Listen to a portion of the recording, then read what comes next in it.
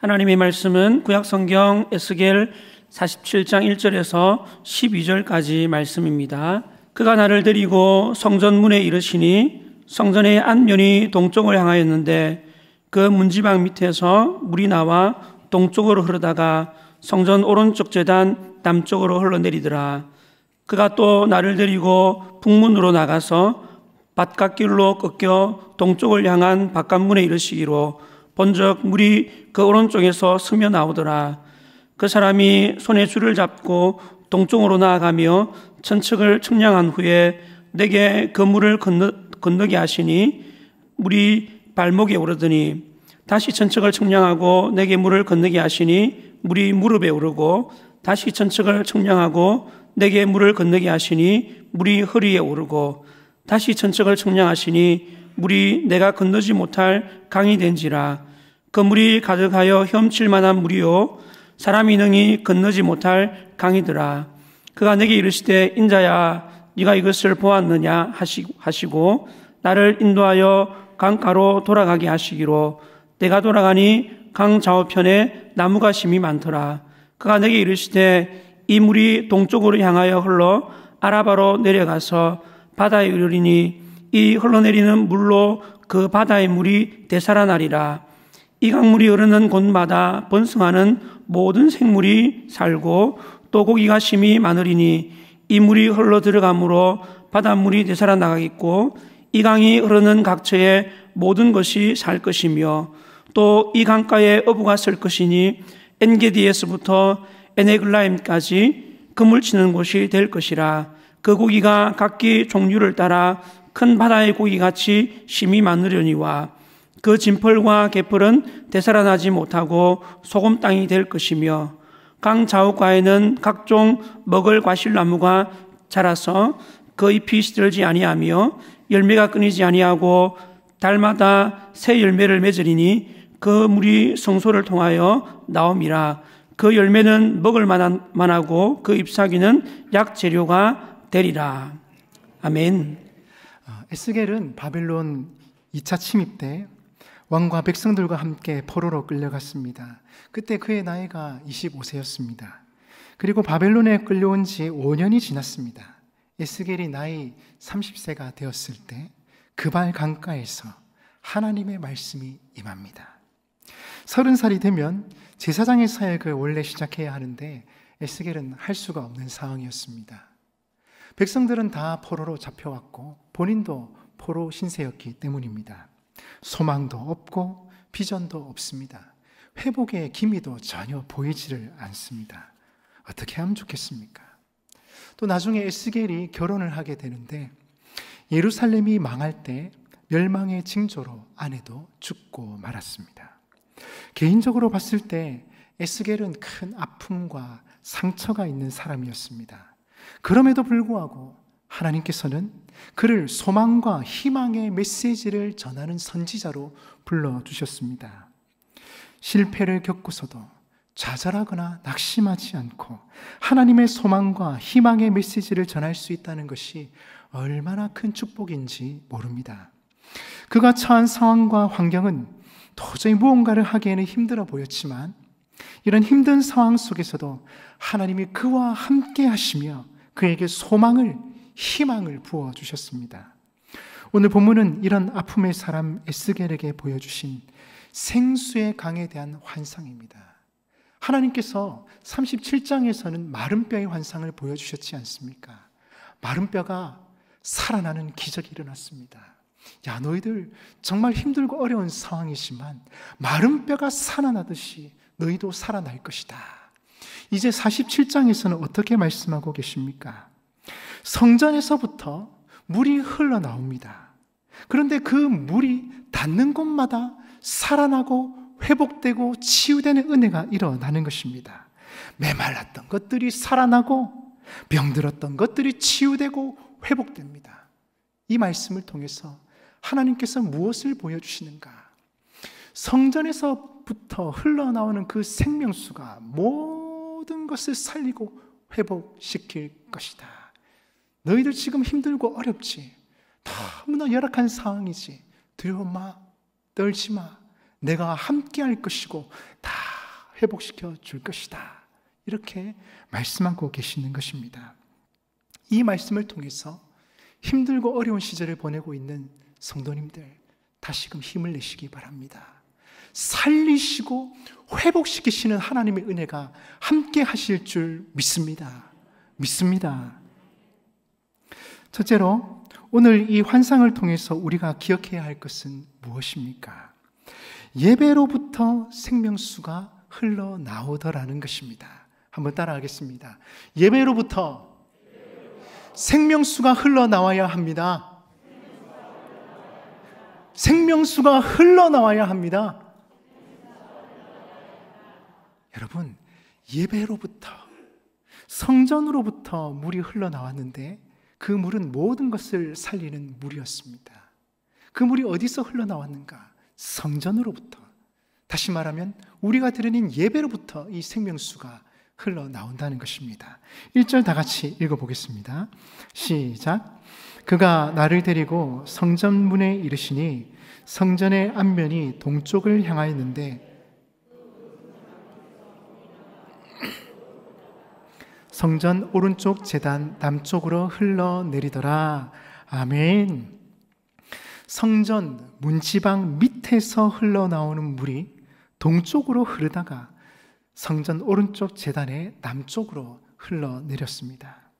성전 문지방에서 흘러나온 물은 처음에 발목까지 오르더니 나중에는 무릎까지, 나중에는 허리까지, 나중에는 사람이 건널 수 없을 정도로 깊은 강이 되었습니다. 그런데 놀라운 것은 이 물이 닿는 곳마다 생명이 살아나고 모든 생물이 살고 쉼이 많아지며 심지어 죽었던 사해 바다까지 되살아나더라는 것입니다. 사해, 죽을 사자, 바다 해자 써서 죽은 바다이지 않습니까? 죽은 바다가 이 물이 닿자, 이 물이 흐르자 다시 살아나더라라는 것입니다. 이 물이 닿는 곳마다 다 살아나니까 저는 이 물을 생명수라고 부르고 싶습니다. 그런데 중요한 사실은 이 생명수가 어디서부터 흘러나왔느냐 하는 것입니다. 생명수가 흘러나온 곳은 어디입니까? 바로 성전에서부터 흘러나왔습니다. 하나님께 예배드리는 그곳에서부터 생명수가 흘러나온 것입니다. 하나님의 임재가 있고 예배가 있고 회복이 있는 그곳 성전에서부터 생명수가 흘러나왔습니다. 그래서 여러분, 예배가 중요합니다. 우리가 드리는 예배로부터 생명수가 흘러나오기 때문입니다. 예배가 살아야 교회가 산다라는 책이 있습니다. 이 책의 저자는 유럽에서 오랜 기간 한인 목회를 하셨던 김승현 목사님이 쓰신 책입니다. 오랜 기간 유럽에서 목회를 하다 보니 유럽의 교회들을 잘 알게 되었습니다. 유럽의 역사도 정통하게 되었고 또 거기서 30년 가까이 사셨으니 교회의 흐름도 잘 알고 계셨습니다. 그런데 그 목사님이 내린 결론이 그겁니다. 유럽의 교회들이 다 문을 닫게 되고 어려워지고 있는데 특징이 있다라는 것이죠. 교회가 사라지기 전에 먼저 예배가 사라지더라는 겁니다. 그래서 교회 없어지는 것을 바라보지 말고 예배가 자꾸 줄고 없어지면 곧 교회도 문 닫겠구나 하면 된다는 것입니다. 왜 그렇습니까? 교회는 예배 공동체요. 예배를 통해서 생명수가 흘러나오기 때문입니다. 다시 말하면 교회는 예배에 목숨을 걸어야 한다는 것입니다. 초대 교회를 보십시오. 네로로부터 시작해서 로마의 황제들이 교회를 핍박하기 시작했습니다. 이 핍박은 시간이 지나면서 점점 심해졌습니다. 그래서 목숨을 지키기 위해서는 뭔가를 해야만 했습니다. 그런데 그들이 선택했던 것은 무엇입니까? 그들은 목숨을 지키기 위해서 예배를 포기하지 않았습니다. 일단 살고 보자고 신앙을 버린 것도 아니었습니다. 그들은 예배를 드리기 위해 카타콤이라는 지하 무덤으로 들어가게 되었습니다. 왜 들어갔습니까? 살고자 들어간 것입니까? 아니요. 예배 드리고 싶었어. 하나님께 예배 드리는 게 너무 좋아서 같이 모여서 찬양하고 싶었어. 기도하고 싶었어. 그 지하 무덤으로 들어갔던 것입니다. 예배 드리는 것을 방해하니 지하 무덤에 들어가서 예배를 드렸던 것입니다. 영국의 청교도들은 어떻습니까? 그들이 왜 조국을 떠나 그 멀고 험한 미국 땅으로 건너가게 되었습니까? 절대 권력의 박해를 피해서 마음껏 예배드리고 싶어서 그렇게 건너갔던 것입니다. 예배드릴 수 없게 핍박과 박해를 감안하게 되자 그들은 하나님께 예배드리고 싶어서 그렇게 조국을 떠나게 되었던 것입니다. 모든 살아있는 교회 공동체의 특징은 예배에 목숨을 걸더라는 것입니다. 이사의 목적도 예배에 있고, 직업을 선택하는 이유도 예배에 있고, 그 사람의 의사 결정을 내리는 것도 다 예배에 있더라는 것입니다. 왜냐하면 예배로부터 생명수가 흘러나오기 때문입니다. 그렇다면 여러분, 질문이 있습니다. 여러분의 삶에 있어 예배가 차지하는 비중은 얼마나 되십니까? 예배 잘 드리기 위해서 일찍 자고, 또 예배 시간에 일찍 오고, 예배 더 잘 드릴 수 있도록 이사를 가고 직장을 옮기며 예배 더 잘 드릴 수 있도록 배우자를 결정하고 계시느냐 하는 것입니다. 그렇게 하고 계시다면 초대교회의 성도나 청교도들의 그런 전통을 잘 이어가고 있는 것입니다. 그런데 만약 예배가 우리의 삶에 있어서 부수적인 요소가 되어버렸다면 다시금 우리의 신앙생활을 점검해 보아야 합니다. 예배가 하루아침에 없어지는 것은 아닙니다. 유럽 교회들을 보시면 처음에는 정말 뜨거웠습니다. 예배가 살아있고 감동이 있고 감사가 넘쳤습니다. 그런데 시간이 지나면서 점점 예배보다 세상의 일이, 예배보다 가족들과 놀러 가는 것이, 예배보다 쉬는 것이 더 중요하게 되었고, 그러다 보니 점점 예배는 생명력을 잃어가게 되었던 것입니다. 여러분, 이것이 먼 나라의 이야기가 아닙니다. 오늘날 우리나라에 하나님께서 큰 부흥을 허락하셨고 역사의 이례적인 경제 성장을 이루게 해주셨습니다. 세계에서 몇 위 안에 드는 교회들이 한국에 얼마나 많은지 모릅니다. 그러나 교회의 건물은 갈수록 아름답고 멋지고 그럴싸한데 우리의 드리는 예배에 정말 생명수가 흐르고 있는가? 이 질문에는 쉽게 대답할 수 없었습니다. 초대교인들이 드렸던 그 예배처럼 우리 안에 하나님을 향한 목마름이 있는가? 갈급함이 있는가? 안 피곤하면 가고 피곤하면 못 간다. 오늘은 기분이 꼴꼴하고 피곤한데 뒷자리에 앉아야 되겠다. 이런 수준이라면 다시금 우리의 예배 생활을 점검해 보아야 합니다. 그냥 출석 잘하는, 출석해서 체면 치레하는 정도가 아니라 우리의 예배에 생명수가 흘러 넘치도록 성도님들 한 분 한 분이 예배의 승부를 거셔야 합니다. 예배에 목숨 거는 분들이 한 분, 두 분 더 나오게 될 때 우리 예배가 살아나고 예배의 생명수가 흘러 넘치는 일들이 일어나게 될 것입니다. 제가 학교 다닐 때의 일입니다. 고신대는 기독교 학교이다 보니 일주일에 2번 예배를 드려야 합니다. 그래야 학점을 얻고 졸업할 수 있었습니다. 예배를 드리기 위해서가 아니라, 예배 드리고 싶어서가 아니라 학점을 따기 위해서, 졸업하기 위해서 예배를 드렸습니다. 자기 번호가 적혀있는 의자에 제 시간에 앉아 있어야 합니다. 자칫 잘못하면 남의 자리에 앉아서 대신 출석하는 일도 있었습니다. 그러니 예배의 분위기가 그리 좋을 리가 없습니다. 그런데 한 번은 저희 신학과 선배님들이 신학과 수련회에서 은혜를 받고는 우리가 이 예배를 위해서 먼저 와서 무릎 꿇고 기도하자 했습니다. 그래서 일찍 와서 차가운 시멘트 바닥에 무릎을 꿇고 교회와 학교와 나라를 위해서 기도했습니다. 차가운 시멘트 바닥에 앉으니까 무릎도 아프고 무릎도 시렸습니다. 물론 기도하는 사람의 숫자는 시간이 지남에 따라 점점 줄어들었지만 선배님들의 그 정신과 그 열정은 아직도 잊혀지지가 않습니다.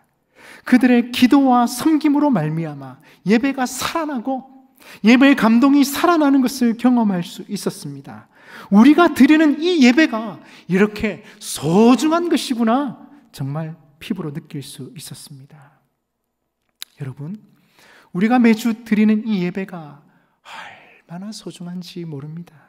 이 예배의 시간을 소중히 여기고 목숨과도 바꾸지 않는 믿음의 사람들이 한 분, 두 분 늘어나게 될 때 우리 교회에 더 많은 은혜가, 더 많은 생명수가 흐르게 될 것입니다.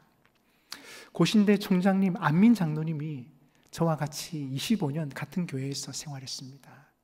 제가 그분을 보면서 참 배우고 싶은 게 있었습니다. 늘 하는 말이 그거였어요. 나는 시시한 찬양 하나님께 드리지 않을기다. 나는 최고의 찬양, 최고의 예배 하나님께 드리고 싶다. 그래서 진짜 열심히 연습합니다. 지휘를 해도 시시하게 하지 않습니다. 땀 뻘뻘 흘려가면서 합니다. 우리 이성찬 목사님 앞에서 찬양할 때 목이 아프지만 목이 터져라 찬양하는 것처럼 시시한 찬양, 시시한 예배 드리지 않겠다는 겁니다. 여러분, 이왕 드리는 예배, 하나님 기뻐하시는 뜨거운 예배, 감동이 있는 예배, 감격이 있는 예배 하나님께 올려드려야 하지 않겠습니까? 아멘이십니까? 여러분, 그래서 우리가 할 수 있는 것들이 있습니다. 일찍 오셔서 안내위원의 안내에 따라서 먼저 앞자리부터 앉는 것입니다. 그리고 오시면 먼저 기도로 예배를 준비해 주시기 바랍니다. 앞자리에 오늘 보니 뭐 이상한 게 붙어 있죠. 그 아이들 위해서 기도해 달라는 겁니다. 오시면 예배를 위해서 기도해 주시고 그 아이를 위해서 기도해 주시고 하나님, 이곳에 하나님의 임재가 충만하기를 원합니다. 하나님의 영광이 가득하기를 원합니다. 오늘도 생명수가 흘러넘쳐서 하나님을 믿고 바라보는 자마다 살아나고 회복되고 치유되는 은혜가 있게 하여 주시옵소서. 주시옵소서. 아멘. 별것 아닌 것 같지만 이 작은 것들로 말미암아 예배가 회복되고 예배의 분위기가 달라질 것입니다. 제가 4년 전 휴가 때 난생 처음으로 다른 교회에 가서 주일 예배를 드리게 되었습니다. 고 하용조 목사님께서 심호하셨던 온누리 교회를 꼭 가보고 싶었습니다. 예배 드리러 20분, 30분 전에 갔더니 이미 본당은 만석이었습니다. 안내위원회 안내에 따라서 본당 중층, 그것도 기둥 뒤에 앉게 되었습니다. 본당에 앉은 것만도 감사해야 하는 상황이었습니다. 그 교회는 예배가 시작되기 전까지 타이머가 카운트다운을 알려주고 있었습니다. 시계가 있는데 15분 전, 10분 전, 5분 전, 1분 전, 5, 4, 3, 2, 1, 땡 하니까 반주가 시작되면 모두가 찬양을 했습니다. 이곳에 오셔서 이곳에 앉으소서, 이곳에서 드리는 예배를 받으소서. 주님의 이름만이, 오직 주의 이름만 이곳에 있습니다. 우리 같이 한번 해볼까요? 이곳에 오셔서 이곳에 앉으소서, 이곳에서 드리는 예배를 받으소서. 주님의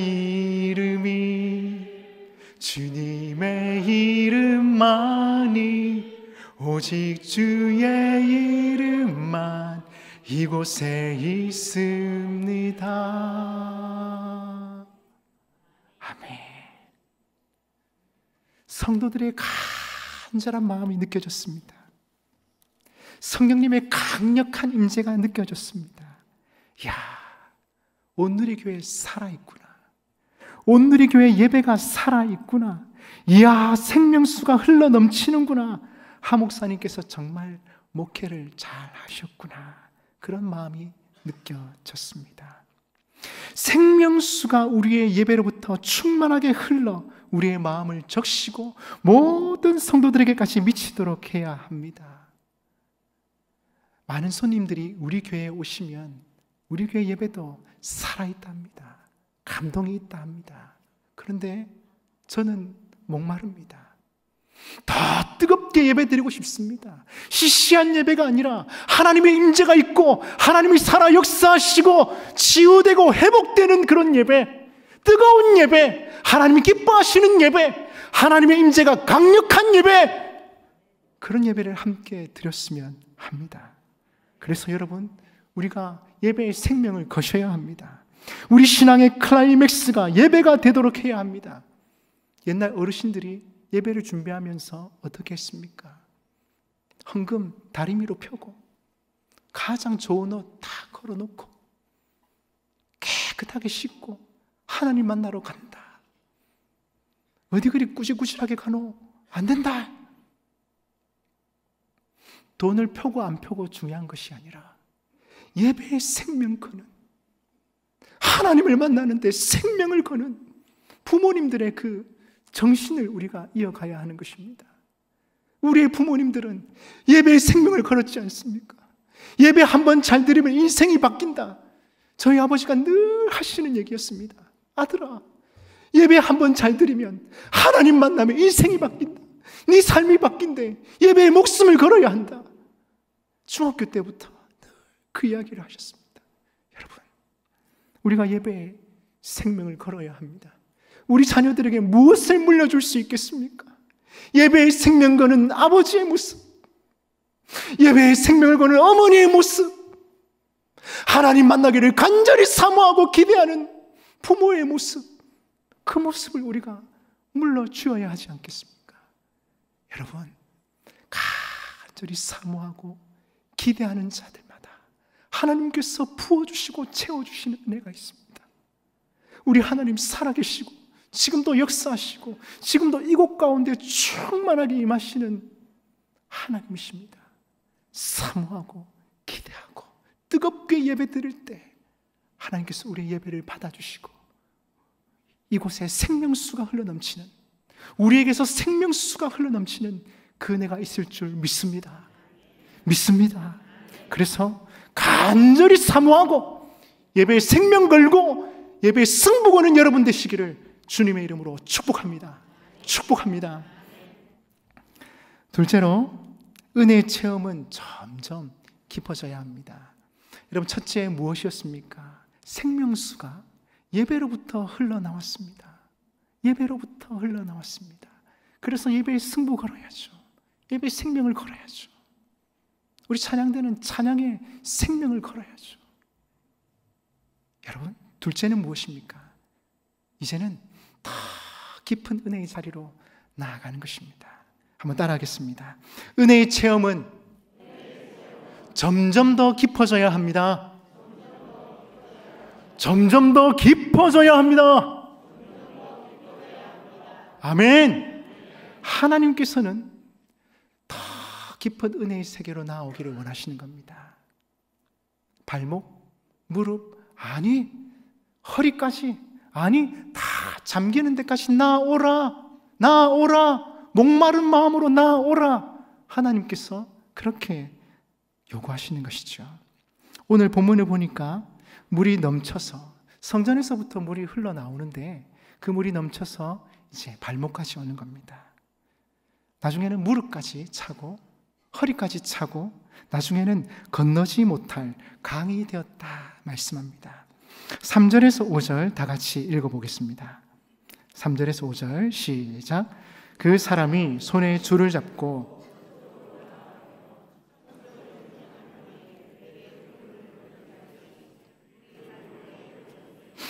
다시 천척을 측량하고 내게 물을 건너게 하시니 물이 무릎에 오르고 다시 천척을 측량하고 내게 물을 건너게 하시니 물이 허리에 오르고 다시 천척을 측량하시니 물이 내가 건너지 못할 강이 된지라.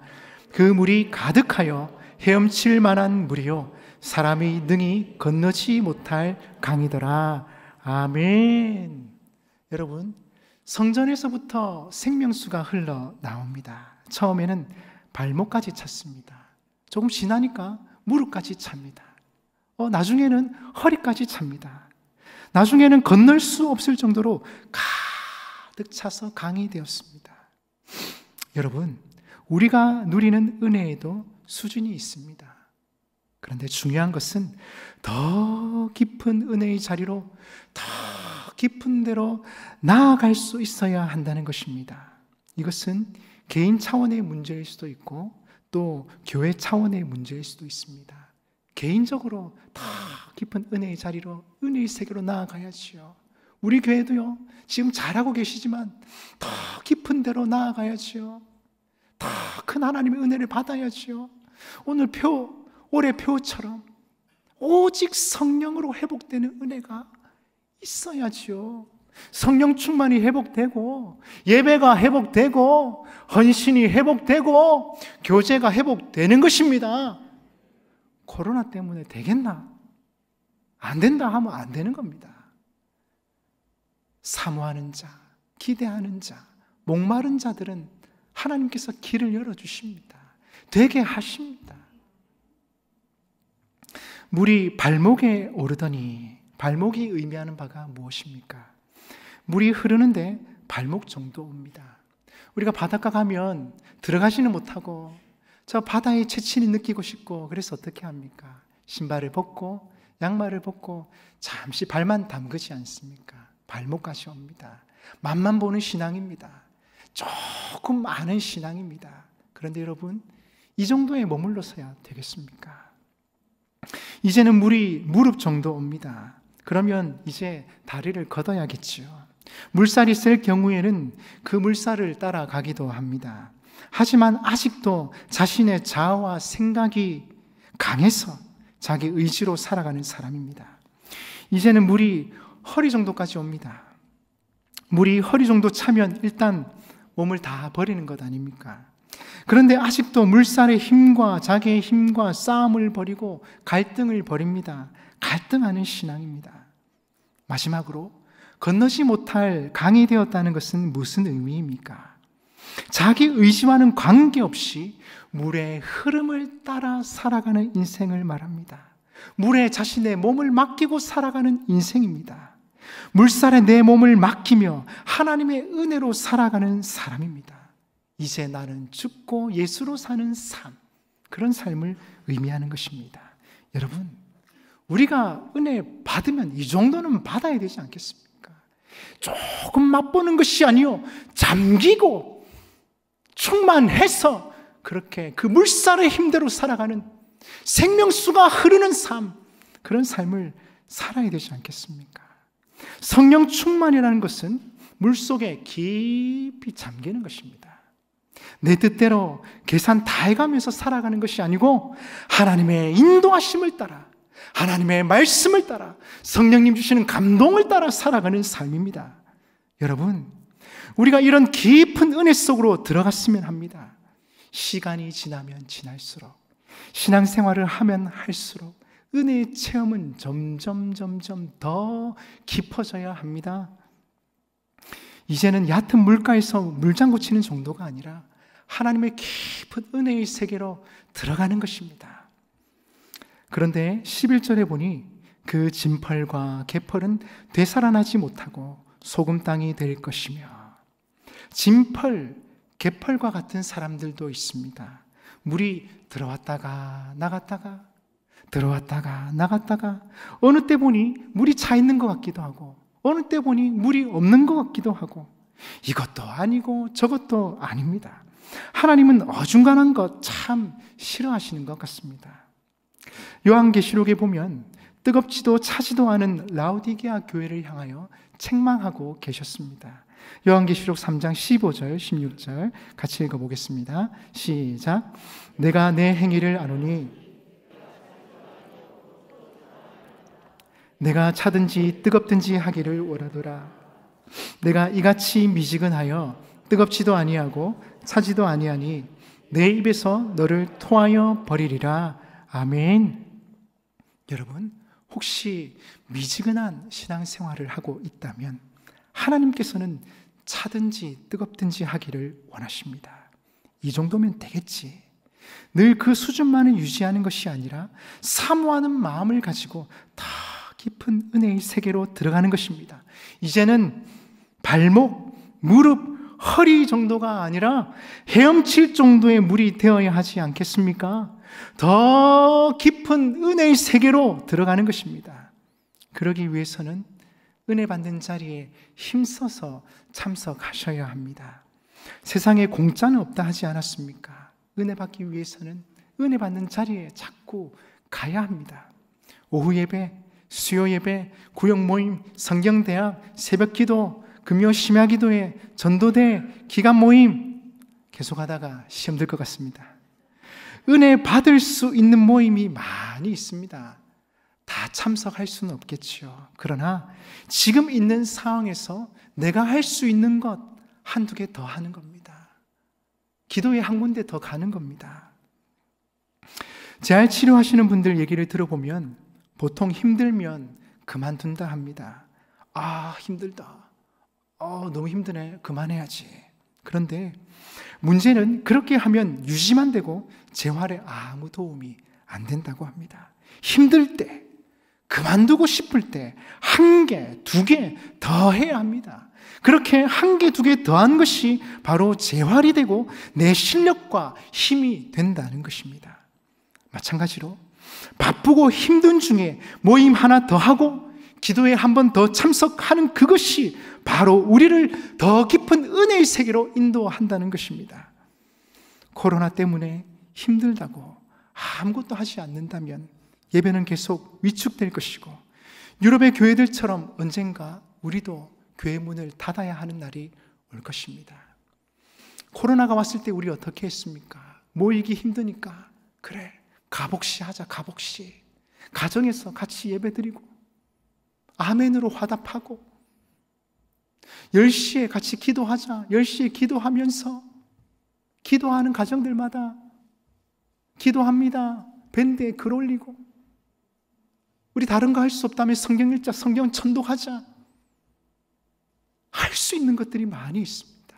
더 깊은 은혜의 세계로 가기 위해서는 지금 내가 하는 거에서 조금 더 해야 됩니다. 잘하고 계시다면 잘하고 계시는 중에 더 사모하고 더 원하고 더 간절히 기도하는 것입니다. 감사하게도 우리 교회는 힘들고 어려운 중에도 예배 드리러 하고 기도하려고 하고 전도하려고 하는 분들이 있어서 참 감사하고 또 좋은 현상이라고 생각합니다.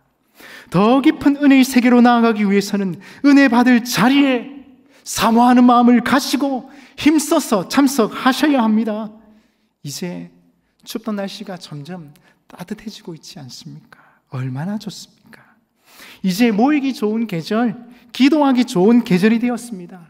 더 열심히 모이시고 더 뜨겁게 기도하셔서 더 큰 은혜의 생수가, 더 큰 하나님의 은혜가, 더 충만한 하나님의 임재가 함께 하시기를 간절히 바랍니다. 사랑하는 여러분, 이 생명수가 풍성해지면 어떤 일들이 벌어질까요? 생명수가 예배로부터 흘러넘치게 될 때 어떤 일들이 벌어지겠습니까? 12절에 이렇게 말씀하고 있습니다. 같이 한번 읽어보겠습니다. 시작. 강 좌우가에는 각종 먹을 과실나무가 자라서 그 잎이 시들지 아니하며 열매가 끊이지 아니하고 달마다 새 열매를 맺으리니 그 물이 성소를 통하여 나옴이라. 그 열매는 먹을 만하고 그 잎사귀는 약재료가 되리라. 아멘. 여러분, 성전으로부터 물이 흘러나와서 강이 됩니다. 그 강 좌우에 과실나무가 많이 자라게 됩니다. 그런데 그 과실나무를 보니까요, 잎이 무성하고 열매를 맺게 되는데 열매가 끊이지 않고 매달 새 열매를 맺게 됩니다. 와, 그 열매는 먹을 만하고 그 잎사귀는 약재료가 됩니다. 얼마나 행복한 장면입니까? 달마다 새 열매를 맺게 됩니다. 여러분, 그것은 우리의 삶을 비유한 거지 않습니까?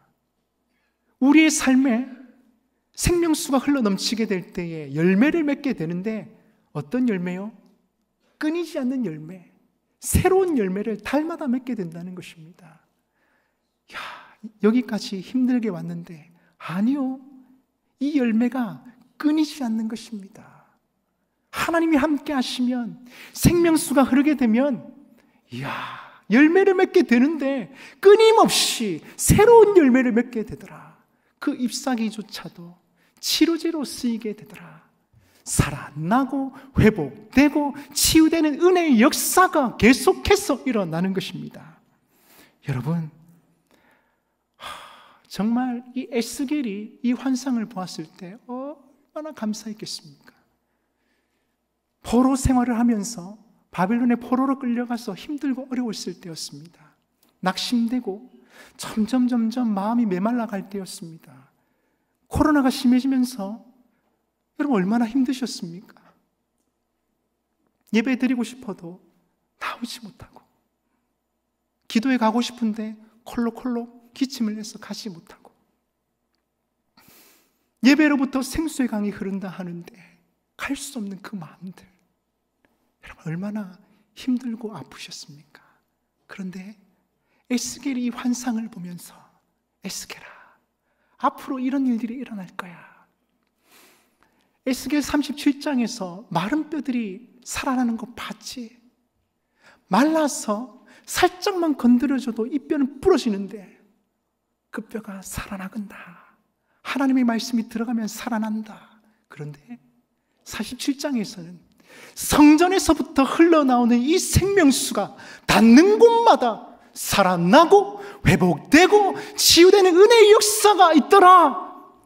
예배 드리는 곳에, 하나님의 임재가 있는 곳에 하나님의 역사가, 살리는 은혜가, 회복되는 은혜가, 치유되는 은혜가 있을 것이다. 여러분, 진짜 그렇습니다. 하나님의 성령이 역사하는 곳에 살아나고 회복되고 치유되는 은혜가 있습니다. 중요한 것은 우리가 믿고 사모하며 나아가는 것입니다. 믿고 사모하고 목마른 마음으로 주여 채워 주옵소서, 주여 나의 잔을 채워 주옵소서. 목마릅니다. 갈급합니다. 주여 채워 주옵소서. 갈급한 심령으로 나올 때 채우시고 부으시는 하나님의 은혜가 있습니다. 그런데 먼 훗날 예수님께서 오셔서 말씀하시기를 자신이 이 언약을 성취하신다 하셨습니다. 이 예언을 예수님께서 어떻게 말씀하시고 이루셨는지 요한복음 7장에 나타나 있습니다. 요한복음 7장 37, 38절입니다. 명절 끝날 곧 큰 날에, 이 날은 초막절입니다. 예수님께서 서서 외쳐 이르시되 누구든지 목마르거든 내게로 와서 마시라. 나를 믿는 자는 성경의 이름과 같이 그 배에서 생수의 강이 흘러나오리라. 예수님께서 그들의 모습을 보시며 안타까워하시며 이렇게 외치셨습니다. 생수의 강이 무엇인지 이어지는 39절에서 해석해 주셨습니다. 39절입니다. 이는 그를 믿는 자들이 받을 성령을 가리켜 말씀하신 것이라. 믿는 자들이 받을 성령, 이 생수의 강은 바로 예수님을 믿는 자들이 받을 성령님을 가리켜 하신 말씀입니다. 즉 에스겔 47장에 성전으로부터 흘러나오는 생명수는 바로 성령님을 가리키는 것입니다. 성령님이 충만히 임하시는 곳마다 죽었던 자들이 살아나고 회복의 은혜가, 치유의 은혜가 일어난다는 것입니다. 모든 죽어있던 것들, 약한 것들, 병든 것들이 성령님께서 함께 하시면 살아나고 회복되고 치유된다는 것입니다. 에스겔뿐만 아니라 이스라엘 백성들은 이 말씀이 이루어지기를 너무나 간절히 원하고 있었습니다. 이스라엘 여인들은 초막절이 되면 실로암 물가에 가서 물을 떠다가 성전에 있는 물두멍에 갖다 붓습니다. 그렇게 여인들은 에스겔의 환상이 우리에게 이루어지기를 원하며 초막절만 되면 물을 떠다가 옮겨 부었습니다. 이 성전에서 생수의 강이 흘러 넘쳐서 온 이스라엘에 흘러 넘치기를 원합니다. 갖다 부으면서 계속 기도하고 찬송하는 것이지요. 하나님, 에스겔에게 약속하셨던 이 예언의 말씀이, 이 성전의 환상이 이루어지게 하여 주옵소서. 성전으로부터 생수의 강이 흘러 넘치게 하여 주시옵소서. 온 백성과 온 땅이 다 살아나게 하여 주시옵소서. 그 모습을 예수님께서 바라보시고는 서서 외쳐 이르시되 누구든지 목마르거든 내게로 와서 마시라. 나를 믿는 자는 성경의 이름과 같이 그 배에서 생수의 강이 흘러나오리라. 여러분, 사모하는 자들, 목마른 자들 내게로 와서 마시라 말씀하십니다. 예수님 믿는 자, 갈급한 자들은 채우시는 하나님의 은혜를 경험하게 될 것입니다. 생수의 강이 흘러넘치게 될 때, 성령으로 충만하게 될 때 어떤 일이 벌어지겠습니까? 죽었던 영혼이 살아나고, 두려움이 떠나가고, 감사가 회복되고, 찬양이 터져나오고, 기도가 터져나오고, 회복되는 은혜가 있게 된다는 것입니다. 살아나고 회복되며 치유되는 하나님의 역사가 일어나게 될 것입니다. 누구든지 목마르거든 내게로 와서 마시라 말씀하고 계십니다. 사모하고 하나님의 은혜를 간절히 찾고 성령의 충만을 구하는 여러분 되시기를 바랍니다. 오늘도 하나님께서 어떤 사람을 찾고 계시는가? 하나님을 전심으로 찾고 구하는 자, 하나님 만나기를 원하는 자. 그래서 뭐라고 말씀하셨습니까? 천국은 침노하는 자의 것이다. 침노해라. 내가 정복당해 줄게. 우리와 함께 하시기를 원하시고 우리에게 은혜 부어주기를 원하시는 그 하나님의 마음이 담겨 있는 것입니다. 여러분, 그렇게 사모하는 마음으로 주님 앞에 나아가시고 그리하여 성령으로 채우시는 하나님의 은혜가 여러분과 함께 하시기를 주님의 이름으로 축복합니다. 말씀을 맺겠습니다. 에스겔은 바벨론 포로로 끌려와 있는 이스라엘 백성들에게, 소망이 없는 그들에게, 낙심한 그들에게 하나님의 희망의 메시지를 전합니다. 성전으로부터 흘러나오는 물이 온 땅을 적시고 그 땅이 살아나고 회복되고 치유되는 은혜가 있을 것이다. 에스겔아, 힘을 내라. 하나님의 영이 함께하는 그곳에 하나님의 역사가, 회복의 역사, 치유의 역사, 살리는 역사가 일어날 것이다 말씀하고 계십니다. 여러분, 그래서 우리의 예배가 다시 회복되어야 합니다. 예배가 뜨거워져야 합니다. 더 간절히 찬양하고 기도하고 하나님의 말씀을 사모하면서 듣고 더 깊은 은혜의 세계로 나아가는 것입니다. 위대한 왕 다윗은 어떤 사람이었습니까? 그도 힘들고 어려운 시절이 있었습니다. 아무 이유 없이 쫓겨다녀야 했습니다. 죽을 뻔한 위기가 얼마나 많았는지 모릅니다. 그런데 다윗은 가는 곳마다 쫓기든지 어떤 상황에 처하든지 하나님께 예배드리는 사람이었습니다. 다윗의 장막, 그는 하나님께 예배하는 사람이었습니다. 살아있고 감동이 있는 예배를 드리는 사람이었습니다. 그래서 다윗을 보는 사람마다 뭐라고 평가하는지 아십니까? 그는 하나님의 영이 함께 하시는 사람이라, 하나님께 붙들린 사람이라, 하나님께서 역사하시는 사람이라 이렇게 평가하고 있습니다. 여러분, 그러니 그의 삶이 다르지요. 생명수가 흐르는 삶은 다른 것입니다. 여러분, 우리의 예배도 다시 한 번 더 뜨거워지고 살아나는 은혜가 있기를 원합니다. 생명수가 우리 모든 민족의 예배로부터 흘러나오기를 원합니다. 성전된 우리에게서 하나님의 영광이, 하나님의 임재가 회복되는 은혜가 있기를 원합니다.